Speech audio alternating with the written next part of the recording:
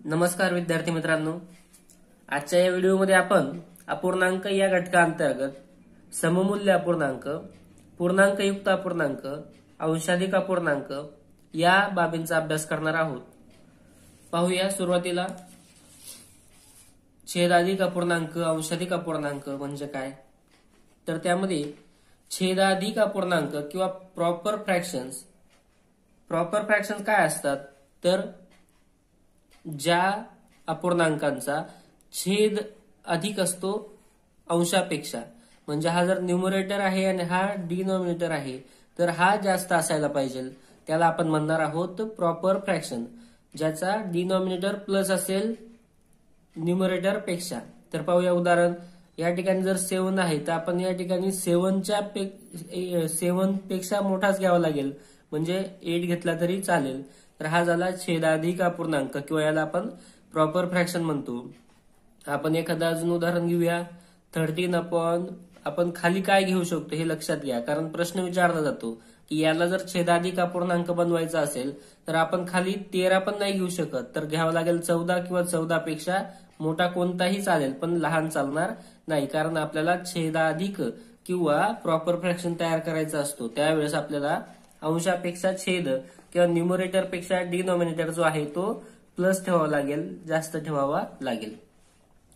पुढे आहे अंशाधिक अपूर्णांक म्हणजे इम्प्रॉपर फ्रॅक्शन, की ज्याचा अंश मोठा असणार आहे. आता न्यूमरेटर आणि डिनॉमिनेटर याच्यात कोण मोठा असेल तर अंश. मग पाहूया. 15 जर वरती घेतला तर मी 15 पेक्षा लहानच खाली घ्यावं लागेल, म्हणजे मी 14 घेऊ शकतो किंवा 14 पेक्षा लहान कोणतीही संख्या या ठिकाणी आपल्याला लिहिता येईल. वरती जर आपण 23 लिहिलेलं आहे अंशस्थानी, तर आपल्याला छेदस्थानी 23 पण चालणार नाही, 23 पेक्षा लहान घ्यावं लागेल, म्हणजे मी जर 21 घेतला तर काही हरकत नाही. अशा प्रकारे आपण छेदाधिक अपूर्णांक आणि अंशाधिक अपूर्णांक समजून घेतलं. याचं वाचन आपण 7/8, 13/14 किंवा 7/8, 13/14 या पद्धतीने करतो. आता पाहूया पुढे पूर्णांकयुक्त अपूर्णांक किंवा मिक्स फ्रॅक्शन्स. तर हे नेमकं काय असतात, तर एक त्याच्यामध्ये 2 पार्ट असतात. एक पार्ट म्हणजे इंटिग्रल पार्ट म्हणूया किंवा पूर्णांक संख्या त्याच्यामध्ये असते, आणि दुसरा पार्ट जो असतो तो अपूर्णांक असतो. या पद्धतीने त्याची मांडणी केलेली असते. आणि वाचन करताना 8.3/4, 8.3/4 किंवा 8 इंटिजर 3/4 या पद्धतीने आपण त्याला वाचायचं आहे. म्हणजे हा जो आहे हा पूर्णांक आहे किंवा इंटिजर आहे, आणि 3/4 हा जो आहे हा तर फ्रॅक्शनच आहे. आता पाहूया अजून एखादं उदाहरण. 16 इंटिजर 1/2 हा सुद्धा एक मिक्स फ्रॅक्शन आहे किंवा पूर्णांकयुक्त अपूर्णांक आहे. मग पूर्णांकयुक्त अपूर्णांक रूपांतर करताना कोणत्या अपूर्णांकाचं रूपांतर करता येईल, तर आहे अंशाधिक अपूर्णांकाचं आपण पूर्णांकयुक्त अपूर्णांकामध्ये रूपांतर करू शकतो. छेदाधिक असेल किंवा प्रॉपर फ्रॅक्शनचं आपण मिक्स फ्रॅक्शन मध्ये रूपांतर करू शकत नाही. लक्षात घ्या, प्रॉपर फ्रॅक्शनचं आपण मिक्स फ्रॅक्शन मध्ये करू शकत नाही. इम्प्रॉपर असेल तर त्याचं आपण मिक्स फ्रॅक्शन मध्ये रूपांतर करू शकतो. मग रूपांतर कसं करायचं ते आता आपण पाहूया.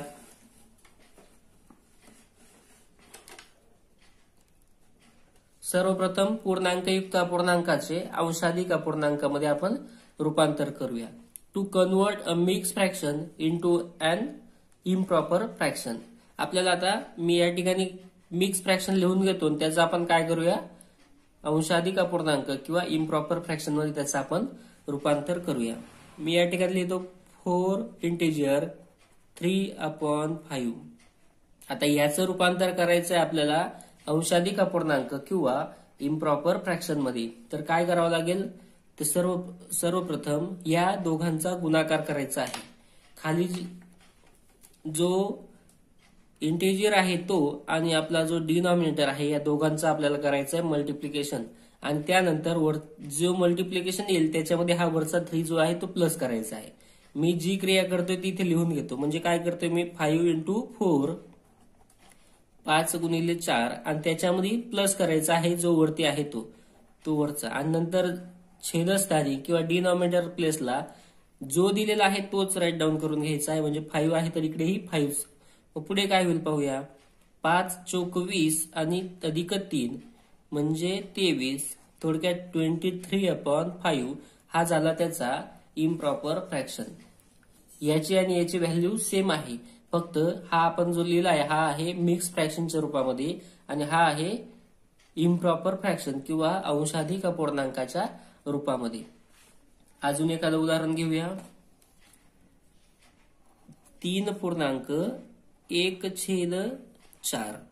आता लक्षात घ्यायचं आहे ज्यावेळेस आपण हा मिक्स फ्रॅक्शन जो असतो किंवा अंशाधिक पूर्णांकयुक्त जो अपूर्णांक आहे या पूर्णांकाचा जो छेद आहे तो प्लस असणार आहे. डिनॉमिनेटर हा प्लस असेल न्यूमरेटर पेक्षा. अंशापेक्षा छेद हा मोठा असतो. आता या ठिकाणी 3/5 म्हणजे हा छेद जो आहे तो मोठा असणार आहे. कधी? जर याचा आपण पूर्ण मिक्स फ्रॅक्शन असेल तर. आणि ज्यावेळेस आपण त्याचं रूपांतर याच्यात करणार आहे इम्प्रॉपर फ्रॅक्शन मध्ये किंवा अंशाधिक अपूर्णांकात त्यावेळेस मात्र त्याचा न्यूमरेटर मोठा असणार आहे आणि डिनॉमिनेटर जो आहे तो छोटा असणार आहे किंवा स्मॉल असणार आहे. तर पाहूया याचं रूपांतर करताना काय करावं लागेल. सर्वप्रथम हे दोघांचा गुणाकार किंवा मल्टिप्लिकेशन आणि ते जे आन्सर येणार आहे त्याच्यामध्ये हा वरचा प्लस करायचा आहे. म्हणजे काय होईल या ठिकाणी 4×3 या दोघांचं मल्टिप्लिकेशन आणि प्लस 1 आणि छेदस्थानी जो आहे तोच लिहायचा. 4 आहे तर इकडे सुद्धा 4 येईल. मग वरती काय येतं 4×3=12 अधिक 1 म्हणजे 13 आणि छेदस्थानी आहे 4. थोडक्यात 13/4 हे त्याचं आन्सर असणार आहे. आता पुढे काही उदाहरणं असे पाहूया की आपल्याला अंशाधिक अपूर्णांकात दिलेले आहेत आणि आपण त्यांचं रूपांतर करूया मिक्स फ्रॅक्शन मध्ये किंवा पूर्णांकयुक्त अपूर्णांकांमध्ये. पाहूया.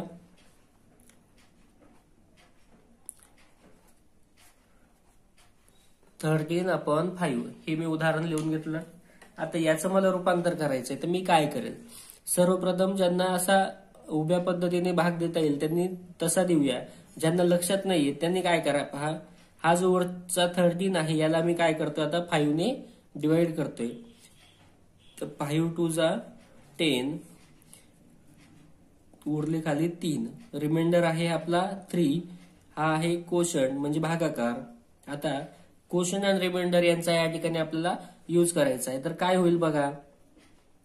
हा जो छेद आहे किंवा डिनॉमिनेटर आहे ऍज इट इज लिहून घेतला जशाचा तसा. त्यानंतर जो आपला भागाकार आलेला आहे किंवा कोशंट आहे हा लिहायचा या ठिकाणी 5×2=10 आणि जे रिमाइंडर आहे म्हणजे उरलेली बाकी जी आहे ती लिहायची वरती. उरलेले 3 म्हणजे 5×2=10 अधिक 3 बरोबर 13. बघा आपण इकडून इकडे जर रूपांतर केलं तर आपल्याला लगेच लक्षात येईल. थोडक्यात एवढी गोष्ट करण्याची गरज नाही. जर आपण इथेच भाग दिला आता मी घेतो 26/4. आता याचं जर रूपांतर करायचं असेल तर आपल्याला आधी 4चा पाडा म्हणावा लागेल. तर 4च्या पाड्यामध्ये 26 येत नाही पण 26च्या आधीची एखादी संख्या येते का पाहूया.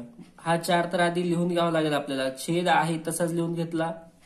त्यानंतर या 4च्या पाड्यामध्ये 26 पेक्षा लहान कोणती संख्या येते तर 4×24 म्हणजे 4×24 आणि आता या 26 मधून 24 गेले तर राहिले 2 ते लिहायचे आहेत वरती.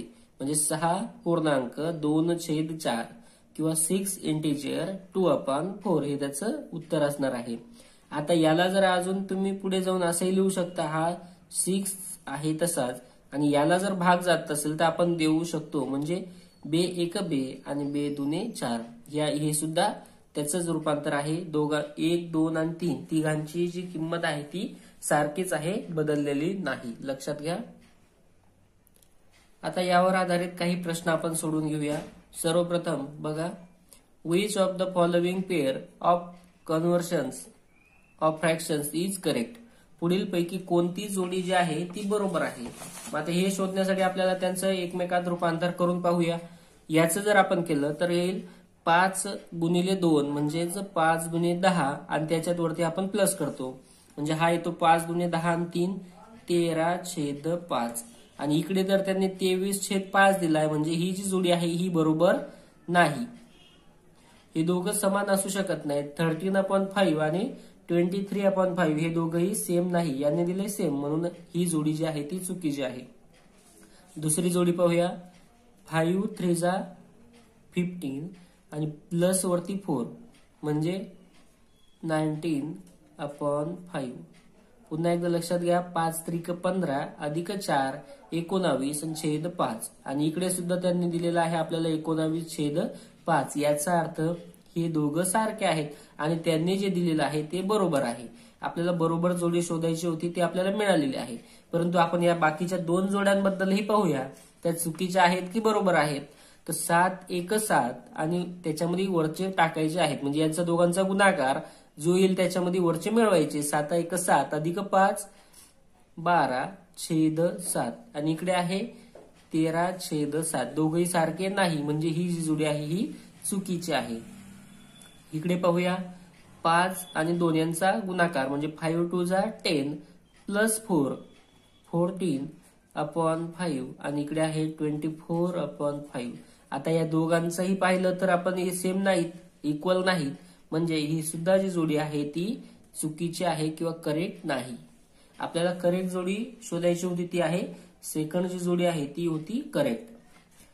पुढचा प्रश्न पाहूया. Which one of the following alternatives differs from the other three? पुढील पैकी वेगळा अपूर्णांक म्हणजे यापैकी 3 जे आहेत ते सारखे आहेत आणि एक जो आहे तो वेगळा आहे. तो वेगळा जो अपूर्णांक आहे तो आपल्याला ओळखायचा आहे. तर पाहूया.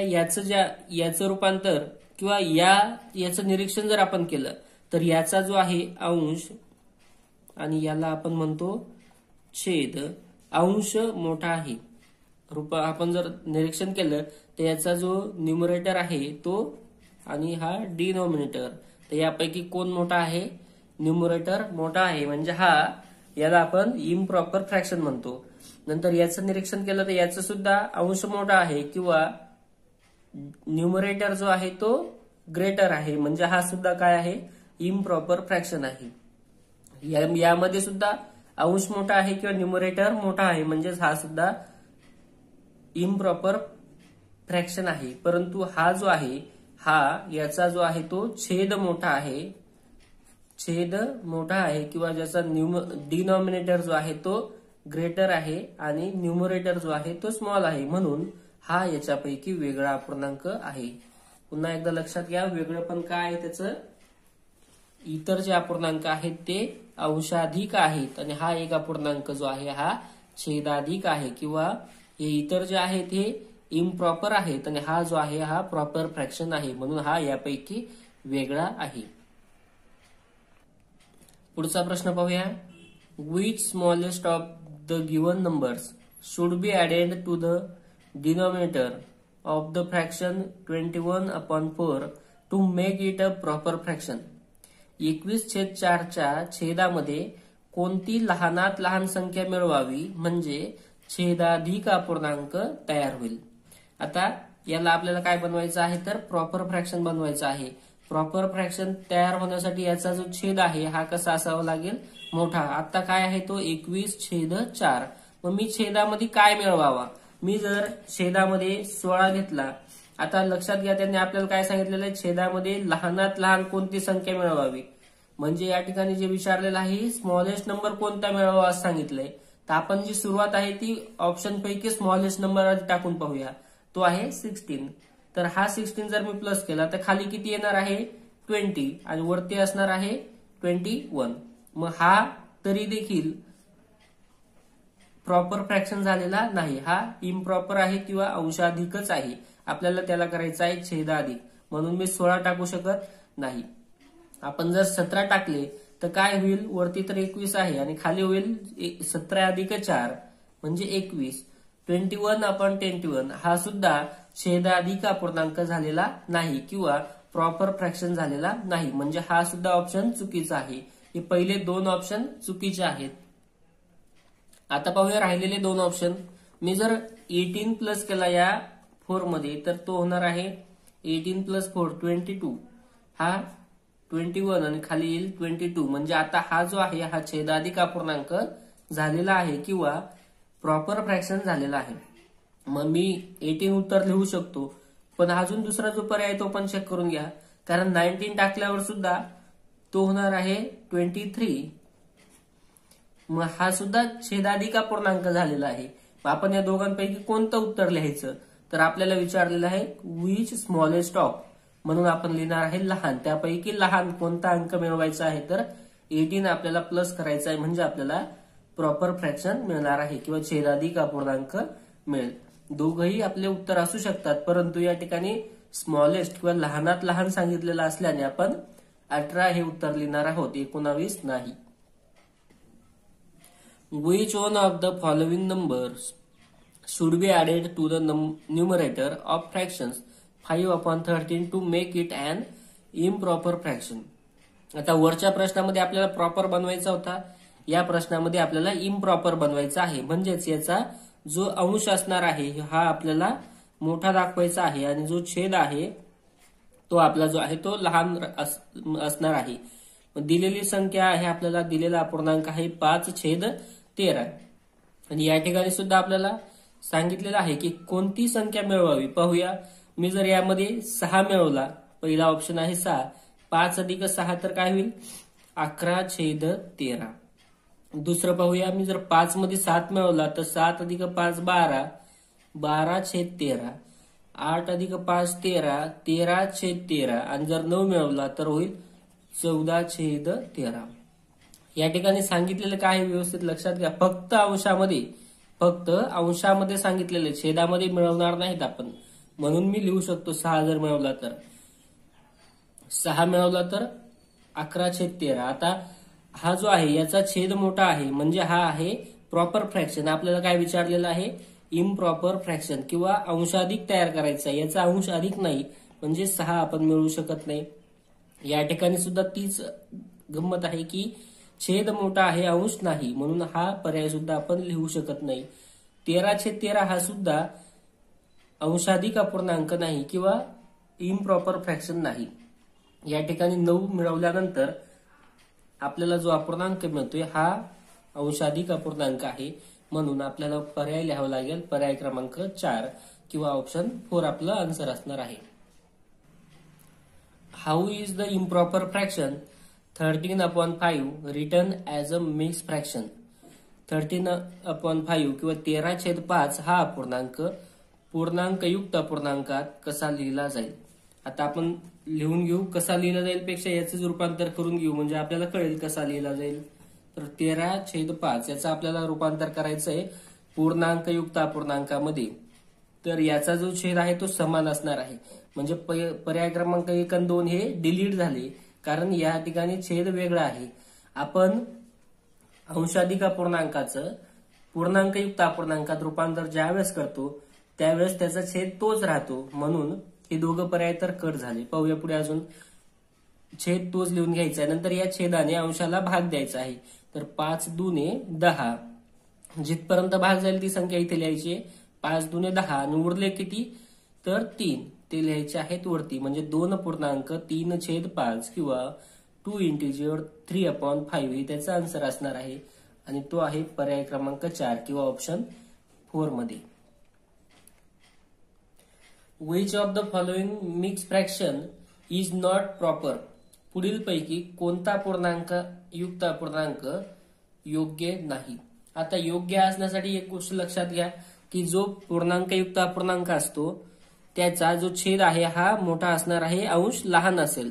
आता पाहूया, या ठिकाणी जर बरोबर आहे, या ठिकाणी सुद्धा छेद मोठाच आहे, इथेही छेद मोठा आहे, या ठिकाणी मात्र छेद आणि अंश दोघेही सारखे आहेत आणि ही पोझिशन पूर्णांकयुक्त अपूर्णांकामध्ये किंवा मिक्स फ्रॅक्शन मध्ये येत नाही, कारण खाली 12 आहे तर इथे 13 आला असता आणि या ठिकाणी 0, म्हणजे तसंही आपण करत नाही. या ठिकाणी पूर्ण भाग जातोय, ही जी संख्या आहे ही एक पूर्णांक आहे किंवा इंटिजर मिळणार आहे, त्यामुळं हे जे लिहिलेलं आहे हे चुकीचं आहे किंवा पूर्णांकयुक्त अपूर्णांकाची ही योग्य ठेवण नाही किंवा योग्य प्रकारे लिहिलेला नाही.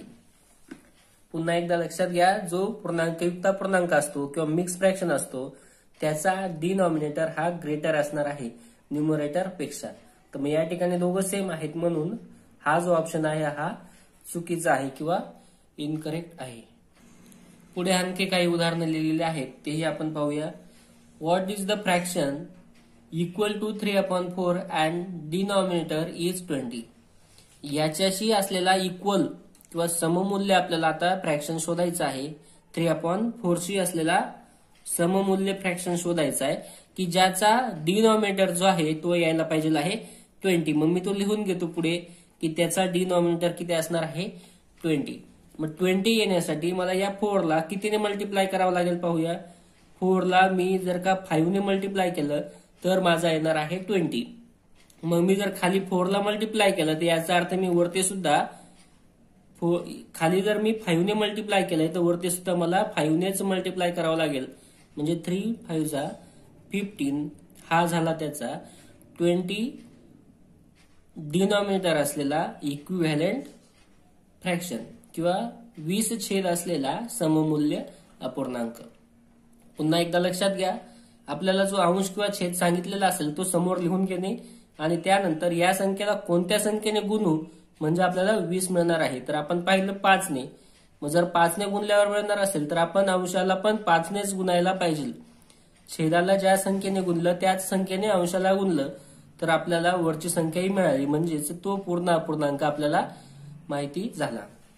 त्याच प्रकारचा प्रश्न आहे, फक्त या ठिकाणी माहिती दिलेलं नाही, सरळ सरळ सांगितलेलं आहे खाली काय येणार आहे 5. मग 35चा 5 कसा होऊ शकतो.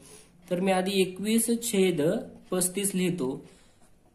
आता ज्या वेळेस संख्या ही लहान झालेली आहे, दिलेल्या संख्येपेक्षा लहान झाला, याचा अर्थ या ठिकाणी भागाकार झालेला आहे किंवा याला डिवाइड केलेला आहे. मग 35 ला कशाने डिवाइड करू म्हणजे 5 येईल, तर त्याचा आन्सर असणार आहे 7. मी जर 7 ने 35 ला डिवाइड केलं तर येणार आहे 5. मग मी जर खाली 7 ने डिवाइड केलं याचाच अर्थ मी वरती सुद्धा 7 नेच डिवाइड करणार आहे. मग 7 3 21 याचा अर्थ बॉक्सच्या जागेवर आपला येणार आहे 3. या ठिकाणी पाहूया 5/12 याचा आपल्याला 40 अंश असलेला अपूर्णांक करायचा आहे. तर मी आधी 5/12 लिहून घेतो आणि वरती किती पाहिजे आपल्याला 40. म्हणजे या 8ला आपण 5 ला आपण 8 ने गुणला असेल म्हणजे 5 8 40. या 5 ला आपण 8 ने गुणलं याचा अर्थ खाली जो 12 आहे याला सुद्धा आपण 8 नेच गुणणार आहोत. म्हणजे काय होईल 5 × 8 40 आणि छेदस्थानी 12 8 96. थोडक्यात जर वरती 40 येणार असेल तर खाली येणार आहे आपला 96. पुढचा आता एक प्रश्न की हा 12 म्हणजे काय आहे 12/1 आहे. नंतर अधिक याच्यामध्ये बॉक्स छेद 6 बरोबर 13.1/6 आहे. तर आता याला सरळ लिहून घेऊ आपण. हा 12/1 अधिक बॉक्सला छेद आहे 6 आणि याला जर आपण सरळ मांडणी केली किंवा अंशाधिक अपूर्णांकात त्याचं रूपांतर केलं तर 13×78 आणि 1/79/6. आता याचा छेद 6 याचा 6 याचा अर्थ आपण याचाही छेद 6 करूया. मग त्यासाठी आपल्याला काय करावं लागेल पाहूया. जर मी या अपूर्णांकाला मी छेदाला 6 ने जर मल्टिप्लाय केलं तर अंशालाही 6 ने मल्टिप्लाय करावं लागेल. म्हणजे त्या दोघांचा जो आहे तो डिनॉमिनेटर जो आहे तो इक्वल होणार आहे. मग काय होईल 12×72 अधिक बॉक्स. त्यानंतर जो आहे तो दोघांचा डिनॉमिनेटर आहे तो इक्वल झाला म्हणून आपण एका टाइमला लिहायचं आहे, फक्त एका वेळेस लिहूया. आणि इकडे आहे 79/6. आता दोघांचा डिनॉमिनेटर सेम आहे आणि वरती जी क्रिया आहे ती पाहूया. मी एवढंच लिहिलं तरी चालेल. 72 अधिक बॉक्स बरोबर येणार आहेत 79. 72 अधिक चौकट बरोबर 79. तर आता पाहूया हा 72 प्लस आहे, तिकडच्या बाजूला गेल्यानंतर होणार आहे मायनस. म्हणजे 72 79 मधून 72 गेले तर राहिले 7. थोडक्यात बॉक्सच्या जागेवर आपल्याला कोणता अंक असावा तर आपल्याला बॉक्सच्या जागेवर असणार आहे 7 किंवा 7. अशा प्रकारे सममूल्य अपूर्णांक, छेदाधिक अंशाधिक अपूर्णांक यावरील काही उदाहरणांचा आपण आज सराव केला. थँक्यू. व्हिडिओ आवडल्यास लाईक नक्की करा, आपल्या मित्रांमध्ये शेअर करा. थँक्यू.